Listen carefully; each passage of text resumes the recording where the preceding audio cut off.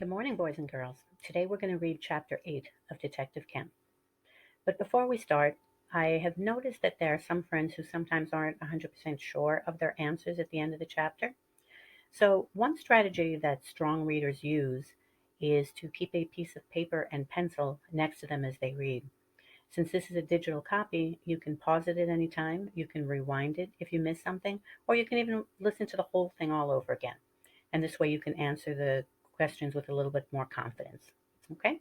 So you can try that strategy, see if it helps you out. Chapter 8. The kids jogged towards the trees behind Moose Cabin. When they came to the fence, they vaulted over it.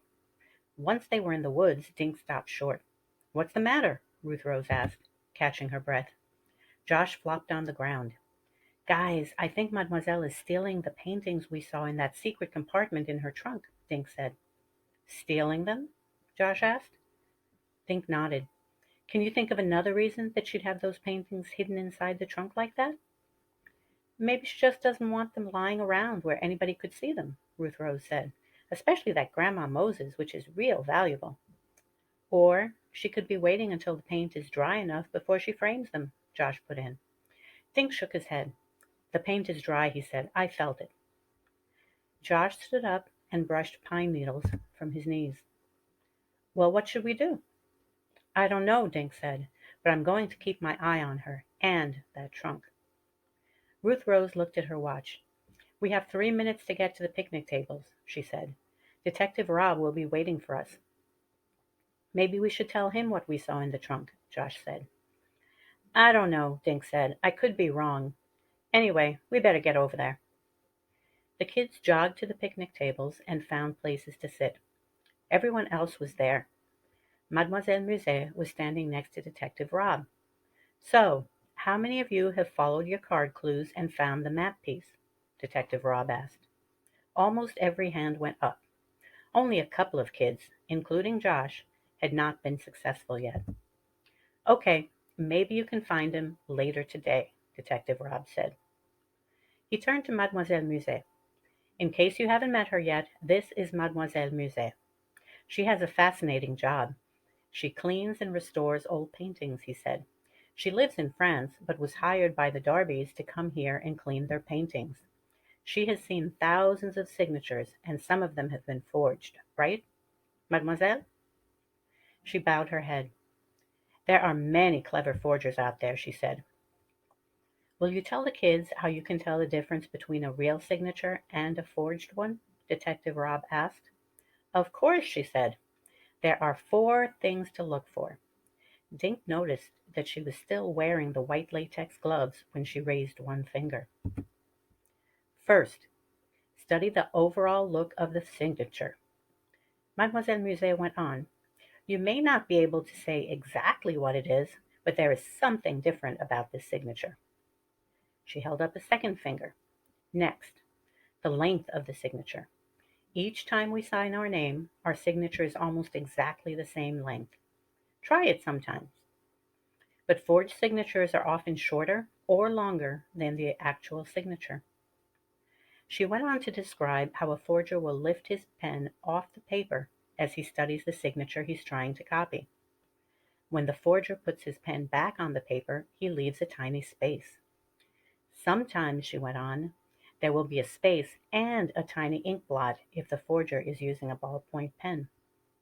Mademoiselle Musset held up her fourth finger.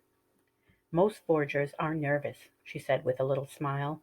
"Their hands tremble as they are forging a name. Experts can spot signs of these hand tremors." She told Detective Rob that she had work to do. The kids all clapped and she disappeared into the house. "How would you like to see if you can all pick out a forged signature?" Detective Rob asked the kids. "Cool," one of the Bear Cabin boys said. Detective Rob passed out a sheet of paper and pencil to everyone. Each sheet was covered with signatures. In each row of 3 signatures, 2 are real and 1 is a forgery, Detective Rob said. "Circle the one you think is fake." Dink glanced down at his paper. He saw George Washington, Elvis Presley, and a bunch of other famous names. He looked for spaces between letters and tiny blots of ink. In the George Washington row, he circled the one signature that was shorter than the other two. After 5 minutes, Detective Rob asked the kids to stop. Now, I'd like you to try forging a signature. Pick any name on your paper and try to copy it exactly. I think you'll find it's pretty difficult. Detective Rob walked around and looked at the kids' papers.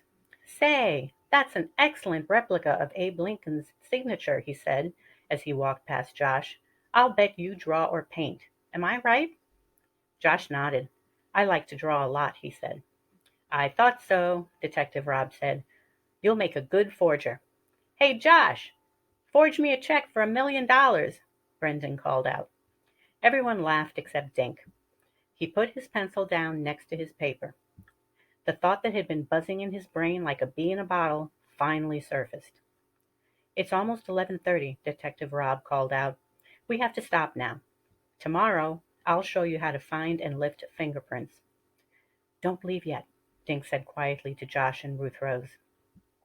The three of them stayed seated while the rest of the kids wandered towards the cabins.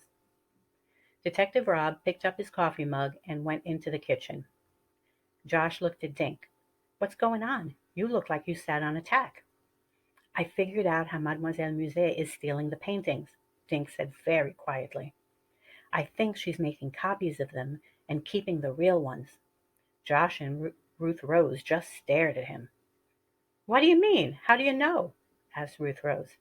I can't prove it, but listen, Dink said. He started by telling Josh and Ruth Rose about the yellow paint he'd gotten on his pajama sleeve. When we snuck in to return the ring last night, I looked at the painting she left under the towel. I must have dragged my sleeve across it, Dink said. The paint was still wet. We thought that was the real Grandma Moses painting, but I think it was a copy that Mademoiselle Musée painted. I think she hid the real one inside the hollow door on the trunk. We just saw it there. So where's the copy? Josh asked. Dink remembered the stack of framed paintings on the sofa. I think it's in the great room, waiting to be hung on the wall, he said. When the Darbys see it, they'll think it's the real one. They'll never know the difference, Ruth Rose said. They just think she did an excellent job of cleaning it. Dink nodded. Remember how Mademoiselle Musée told us Grandma Moses painted on fiberboard? Dink asked. Well, my dad uses fiberboard for projects. It's really hard stuff. He has to cut it with a power saw. The painting we saw under the towel had really smooth edges, like it was cut with a modern saw. But the painting inside the trunk door had rough edges, like they were cut by an old person with a handsaw. What a scam, Josh said. I'll bet she looked up all the Darby's paintings in that book of hers.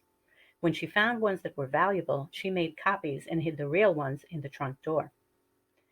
Detective Rob walked out of the kitchen with a fresh mug of coffee. You three look like you're up to something, he joked. Dink made up his mind. Detective Rob, can we tell you something? He said. It's, pretty bad. The detective nodded and sat on the kid's bench. Of course. What's bothering you? Dink repeated everything he, Josh, and Ruth Rose had talked about. When he got to the part about finding the paintings inside the hollow trunk door, Detective Rob raised his eyebrows. Have you told anyone else your suspicions? He asked Dink. Dink shook his head. He felt better now that he'd told someone, but his heartbeat was still racing. This is a serious accusation, the detective went on. Still, I can see how it's possible. Mademoiselle Musée told me she was a painter first, then turned to art restoration. When she realized the Darbys owned some valuable paintings, maybe she couldn't resist a chance to make some easy money. Do you think she was planning to sell the paintings she hid? Josh asked. Detective Rob nodded. More than likely. There are plenty of art buyers who don't care where paintings have come from, he said, standing up. Don't tell anyone else what we've talked about. I have to make a call and put some things in place. Then I'll have a talk with Mademoiselle Musée. Detective Rob looked down at the kids. And stay out of the lodge, he said. Okay, so that is chapter 8. You will close this window down, go back to the assignment, and answer the questions. When you are done with answering the questions, close that browser tab and go back to the assignment and click turn it in. So have fun. Hope you enjoyed the read and get ready for chapter 9.